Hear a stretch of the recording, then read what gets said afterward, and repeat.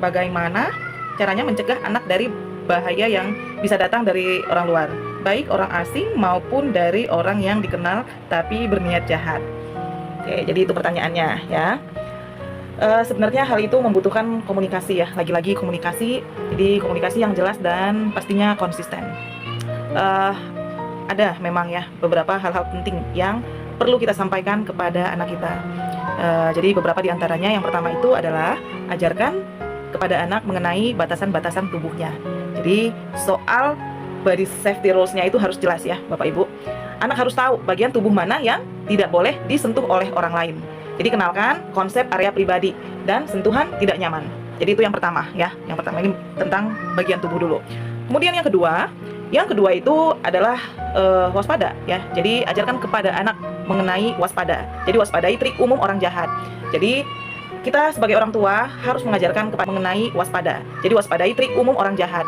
Jadi kita sebagai orang tua harus mengajarkan kepada anak untuk tidak menerima hadiah ya, atau mungkin makanan atau tumpangan ya dari orang-orang asing tanpa izin orang tua.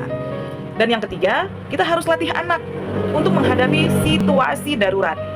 Jadi kita harus mengajarkan kepada mereka apa yang harus mereka lakukan jika mereka merasa terancam atau mereka merasa tidak nyaman ya. Jadi misalnya ada orang asing yang mereka tidak kenal, terus-terusan ngajakin, ayo yuk sini om anterin pulang ya, di sana mama lagi nungguin.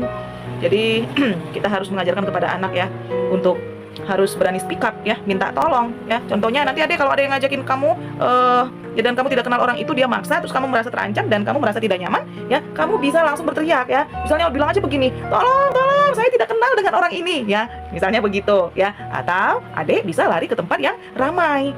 Nah, itu dia yang ketiga. Dan yang keempat, Bapak Ibu, kita bisa buat aturan dari rumah ya. Dan ini kembali lagi seperti apa yang saya sampaikan di awal tadi, harus konsisten. Jadi buat aturan rumah yang konsisten. Misalnya, yang pertama, tidak boleh pergi tanpa izin orang tua. Yang kedua, kalau mau pergi harus beritahu dulu mau kemana ya, perginya sama siapa. Nah, hubungan yang terbuka. Jadi kita harus pandai-pandai mendorong anak kita untuk bercerita apapun ya. Kita harus mampu ya untuk melakukan komunikasi efektif ini kepada anak kita. Jadi kita harus mampu dorong anak kita untuk bercerita apapun tanpa adanya rasa takut dimarahi ya. Dan Bapak Ibu bisa bilang begini nih ya, misalnya Bapak Ibu tanyakan ya kepada anak, hari ini ada yang bikin kamu nggak nyaman ya? Ya, misalnya Bapak Ibu melihat dari gesture si anak sepertinya ada yang disembunyikan ya, bisa menanyakan seperti contoh yang tadi, atau mungkin dengan kalimat-kalimat yang serupa ya.